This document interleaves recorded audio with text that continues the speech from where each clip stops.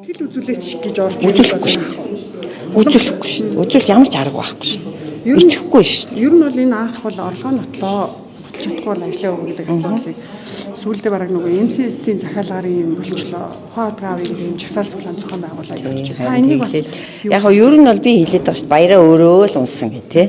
Яасан юу болсон? Ер нь ард иргэдийн амьдрал юунаас эхэлж ууралсан, бохимдсан гэхээр эхний ээлжинд парламентта яаж хүндэтгэлөө хандсанаас бас эхэлсэн тийм үү? Нэг хүн дорж гээд хүн ярьж хахад дуулмаа. Чамд хариулъя гэдэг ч одоо эрүүл үзэгдэл мөн үү? Нэг хоёрт за тэр хүүхдтэй холбоотой асуудлыг хэн дэгдээсэн? Би л дэгдээгээгүй. Бид нэр дэгдээгээгүй. Ард түмэн дэгдээгээгүй баг. Тэгэхэд энэ дээр одоо хэнийг буруутгах гэдэг байгаа бирс ойлгохгүй. За дараа нь дахиад тэр ард түмний ч юм уу хэнийг чи ялаануудаа горд гэж хэлсэн.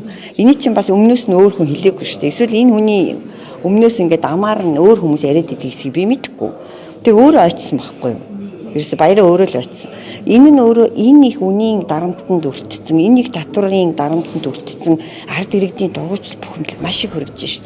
Оюутнууд өнөөдөр өстө маха идээд өглөөнөөс орой хүртэл CU-д те ажиллаа. Тэгээд тэрийгээ бас өөрийнхөө сургалтын төлбөрт нэмэр болох боломжгүй байх л та яг ямар ч ч гэсэн өөрийнхөө ахуй хэрэгцээний төлөлд зарцуулах гад явж байхад тэнд тэ төрийн албанд асар олон жил ажилласан мөртлөө хувьдаа бизнес хийж үзээгүй гэгддэг манай ерөнхий сайдын хүүхэд нь нисдэг тэрийг хөлөглөөд явж байхаар яаж арт түмэн дуртай байх юм бэ? Энд чинь ерөөсөн асар энгийн логик байхгүй юу? Маш энгийн үзэгдэл. Тийм учраас одоо сайхан судалгаа гарсан байна шүү дээ тэ энэ огцрох амархан гэдэг энэ жагсаалыг иргэдийн одоо сошиал орчинд анализ хийгээд үзэхэд иргэдийн 72% дэмжсэн байна. Тэгэд эн чинь би зохиогоогүй. Тэ ерөөсөө иргэд өөрснөө асуудлыг яаж бодитоор харж байгаагийн тод илрэл